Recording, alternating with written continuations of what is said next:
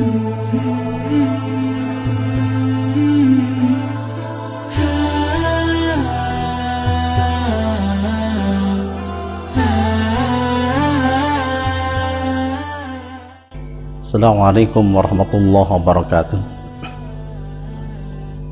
Alhamdulillahilladzi arsala rasulahu bil huda wa dinil haqq liyudhhirahu 'ala ad-dini kullihi wa kafa billahi shahida. Asyhadu an la ilaha illallah wahdahu la syarika lah wa asyhadu anna Muhammadan abduhu wa rasuluhu la nabiyya ba'dah. Allahumma salli wa sallim wa barik ala nabiyyina Muhammadin wa ala alihi wa sahbihi ajma'in. Amma ba'du, a'udzu billahi minasyaitonir rajim. Bismillahirrahmanirrahim. Wa ma asaba min musibatin illa biidznillah. Shadaqallahul azim. Anak-anakku siswa SDN Sawangan 2 yang dirahmati Allah, mari sama-sama kita bersyukur kehadirat Allah Subhanahu wa Ta'ala. Mengingat begitu banyak nikmat Allah yang diberikan pada kita semua. Nikmat kesehatan, nikmat kesempatan, mari sama-sama kita syukuri. Dengan apa mensyukurinya? Dengan ibadah kita kepada Allah Subhanahu wa Ta'ala, dan melaksanakan ibadah puasa, tadarus Al-Quran, dan melaksanakan ibadah sholat, baik sholat yang wajib juga sholat-sholat sunnah kita laksanakan di bulan Ramadan ini. Mudah-mudahan ketika kita bersyukur akan nikmat Allah Subhanahu wa Ta'ala, la in syakartum la azidannakum wa la in kafartum inna azabi lasyadid. Kalau engkau bersyukur akan nikmatku, kata Allah, maka akan aku tambah nikmat itu. Tapi ketika kita kufur akan nikmat Allah, inna azabi lasyadid, sesungguhnya azab Allah sangat pedih. Salawat dan salam selalu tercurah kepada junjungan kita Muhammad Rasulullah Sallallahu Alaihi Wasallam, kepada ahli keluarganya, kepada sahabatnya, insya Allah kita umatnya yang istiqomah menjalankan sunnah-sunnahnya. Anak-anak, siswa dan siswi SDN Sawangan 2 yang dimuliakan Allah, saat ini kita dihadapkan dengan adanya musibah, dengan adanya virus corona, atau yang dikenal juga dengan COVID-19, sehingga Badan Kesehatan Dunia WHO menyatakan bahwa wabah virus ini sebagai pandemi yang menjadi masalah global. Artinya masalah yang dialami oleh bangsa-bangsa di dunia, sehingga pemerintah Indonesia pun telah menyatakan virus corona menjadi bencana nasional, dan virus corona adalah bagian dari bencana non-alam. Lalu bagaimana kita sebagai seorang muslim menyikapi setiap musibah yang terjadi di alam semesta ini?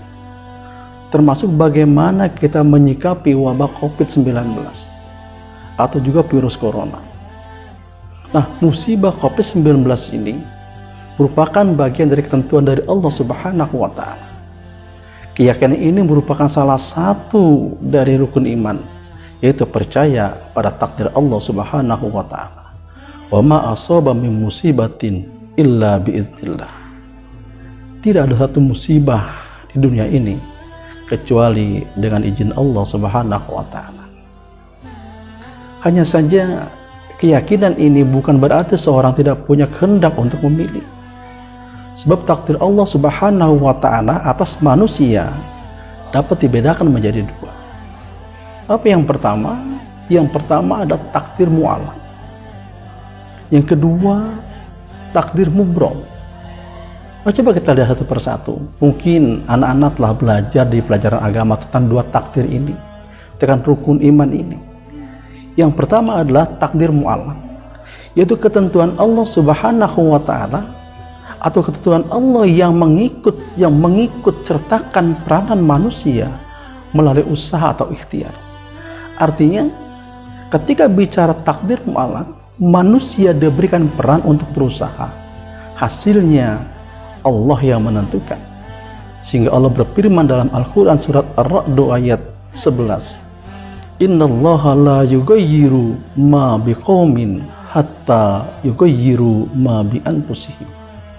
Sesungguhnya Allah tidak merubah keadaan suatu kaum sehingga mereka merubah keadaan yang ada pada diri mereka.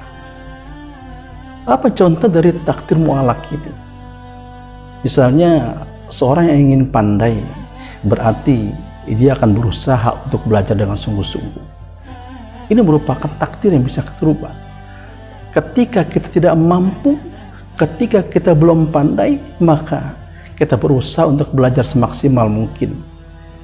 Kemudian ketika kita pengen sehat, ketika kita ingin terhindar dari virus corona, maka yang pertama diperintahkan kita, yang pertama adalah untuk menjaga kebersihan kita dan mencuci tangan. Kemudian yang kedua, dengan menggunakan masker. Yang ketiga, bagaimana kita menjaga jarak dan juga menghindar dari kerumunan. Itu upaya yang kita lakukan, ikhtiar yang kita lakukan. Kemudian ketika seorang yang sakit, bagaimana dia akan mengalami kesembuhan itu? Dengan upaya berobat.